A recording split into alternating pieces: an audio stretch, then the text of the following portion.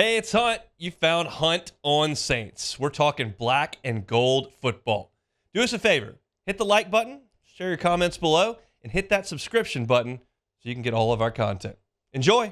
The Saints are in a weird spot here. Obviously, Thursday night did not go very well against Sean Payton and the Denver Broncos. Saints have lost 5 games in a row. They're incredibly banged up. You don't have your starting quarterback. You got to go out to L.A. You're a touchdown underdog. There's a lot going on in Saints world right now. And I think it's reasonable to start to wonder whether or not the Saints can make some moves to sell at the trade deadline. That comes up on November 5th. Keep in mind, New Orleans did do a little bit of they changed their MO a little bit in the offseason. They were not aggressive in free agency. They did not manipulate contracts to spread money around. They didn't do a lot of the things that they usually do in the offseason, and it looked like heading toward a reset. Like, it's fair to suggest that. I can't confirm it, and certainly Mickey Loomis is not going to sit up there and say, yeah, we're not really trying right now. Like, that's not a message you're going to put out there.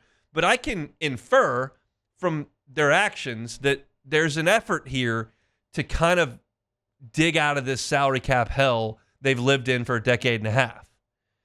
And because of that, you can infer that they're open to getting rid of some of these contracts at the top end and supplementing the back end with some cheaper, younger players. We all know Alvin Kamara is getting up in age as a running back. We all know Cam Jordan's past his prime. We all know Tyrann Mathieu is past his prime. Michael Thomas is gone. Ryan Ramczyk may never play again. Like, this old guard, DeMario Davis included, who's still playing and playing well, but is towards the end of his career, is going to be phased out here at some point. The question is, how quickly is it going to be phased out, and whether or not the Saints want to move on. Well, there were rumors that Alvin Kamara was requesting a trade. And look, Alvin Kamara was justifiably frustrated on Thursday. Chris Olave's not out there. Rashid Shaheed's not out there. Taysom Hill's not out there. Derek Carr's not out there. Their starting 3 offensive linemen on the interior aren't out there. It's basically Alvin Kamara and the misfit toys. And he was frustrated out there playing injured, taking all these hits with no new contract. And so somebody jumped to the internet and said, Alvin Kamara is requesting a trade. And that's counterintuitive to everything that we've seen and heard from Alvin Kamara. He showed up to training camp. He showed up to work in the preseason. He's showed up for every game, even though he's reportedly dealing with bruised, broken ribs. He's said all the right things. I'm going to show up to practice. I'm going to play. I love this city. I want to put on for this team. I want a new contract, yes, but I want to be here. I want to finish my career here. He said those things. And so you see the trade request rumors, you're thinking, maybe that tune's changed. Circumstances are certainly different than they were in August. This team doesn't look ticketed for the playoffs. He's getting banged up like crazy. The contract negotiation hasn't furthered. Like, is a trade realistic before the November 5th trade deadline? And Alvin Kamara took to Twitter and said, I didn't request a trade. That's a lie. I'm in an orange road headed on the way to Knoxville. And he was there for his 2 former schools, Tennessee and Alabama, where he started, to watch that game and pull for the Vols. But he's back and says he doesn't request a trade. And I don't know if they could get anything of worth for Alvin Kamara. But I think it would be the proper thing to do to try. Again, he's got a contract that is holding some cash on it.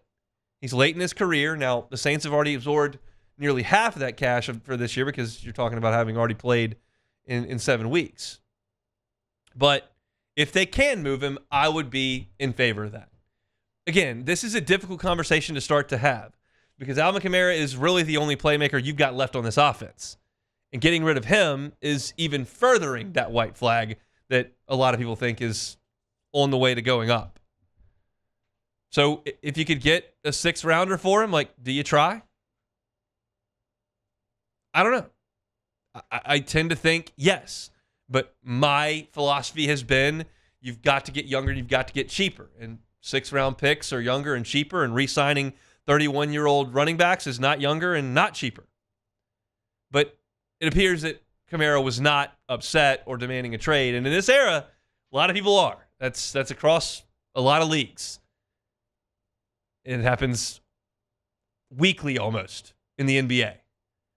But Kamara apparently not requesting a trade rumor, so he's going to be kind of the show pony for this offense until they can start to get some guys back to health. Clearly not going to have Shaheed, but you got to get Olave back. Hopefully Taysom Hill returns at some point. You finally got Kendre Miller back into the fold, and Carr will return at some point. But until then, this is Alvin's show. And I'm just, I'm encouraged, again, and I've talked about this a lot, I'm encouraged that Alvin Kamara is not banging on the door and demanding to be traded. Because he's been so admirable and so professional about this whole thing, and that would have been a complete change of tune. It doesn't mean it's not within his rights. It doesn't mean it wouldn't make some sense, but I'm glad to hear that it's not true because it's just not the guy that he's been. And when Alvin Kamara's time is done in New Orleans, he will obviously go into the Saints Hall of Fame, is one of the greatest players in the history of the franchise, and he should be welcomed back exceptionally warmly. Not only for the touchdowns that he scored and the production that he's given the organization for nearly a decade, but for the professionalism with which he's handled this part, it's easy to be the toast of the town when you're scoring 14 touchdowns a year and your team's winning 12 games a year, which is what was happening for Kamara early in his career. It's tougher to be that professional when you've lost 5 in a row and all your dudes are in the training room all week. But he's done it. And I'm thrilled to hear that he wants to continue to play for New Orleans.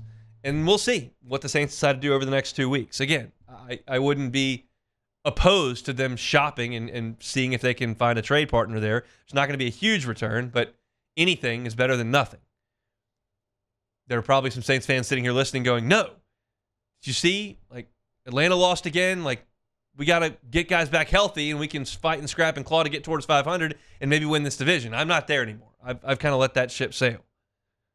But this is a new ship we're talking about with the trade deadline approaching, and there aren't a lot of contracts the Saints could deal. This potentially could be one of them. We'll see if they're motivated to do it. Beck, I'll pose you the question. Would you trade Alvin Kamara for a 6th-round pick? No, I wouldn't. Why? Because a 6th-round pick compared to what he's going to give the Saints for the rest of the season is not the same. I mean, are you still focused on winning games this year for the Saints? No, and I understand that if you're in the mindset of, okay, let's actually maybe just lose a lot of games so we can get a high draft pick, then obviously you probably wouldn't want Alvin Kamara playing because he's one of your better players on offense.